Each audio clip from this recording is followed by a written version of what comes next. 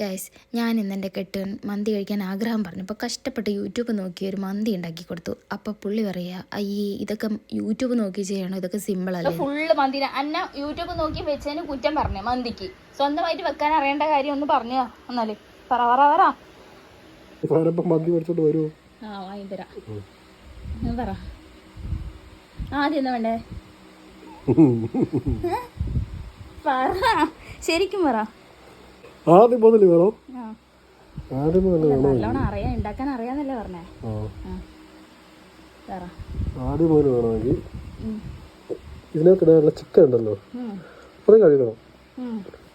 പിന്നെ എൻ്റെ അരിയും കഴുകണം, നല്ല വൃത്തിയായിട്ട് കഴുകണം. അതിനുശേഷം കഴുകേണ്ടായിട്ടുള്ള കുറച്ച് സാധനങ്ങളുണ്ട്. അതായത് ഒന്നും കഴുകണ്ട. അത് കഴുകാമെന്നറിയാമോ? അതൊക്കെ അതേതല്ല പറ. കഴുകണ്ടാത്ത സാധനങ്ങള് ഏലക്ക കഴുകണ്ട,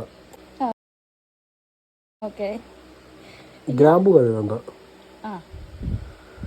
പട്ട കഴുകണ്ട, പിന്നെ മറ്റേ കറുത്ത നാരങ്ങ ഉണ്ടാവും, അതും കഴുകണ്ട. മസാലപ്പൊടികളൊന്നും കഴുകണ്ട. മസാലപ്പൊടി ഒന്നും കഴുകണ്ട. മല്ലിയിലയും കഴുകണം. എന്നിട്ട് തക്കാളിയും കഴുകണം. അതെല്ലാം കഴുകി വെച്ചു. കഴുകാനുള്ള സാധനങ്ങളെല്ലാം കഴുകി വെക്കണം. അടുത്ത സ്റ്റെപ്പ് കഴുകാനുള്ള സാധനം കഴുകിയിട്ട് മുറിക്കേണ്ട സാധനങ്ങളൊക്കെ മുറിക്കണം. ഏതൊക്കെയാ മുറിക്കേണ്ടത്? തക്കാളി മുറിക്കണം. ചിക്കൻ വലുത് ഫുള്ളായിട്ട് കഴുകി വെച്ചേക്കാണെങ്കിൽ അത് മുറിക്കണം.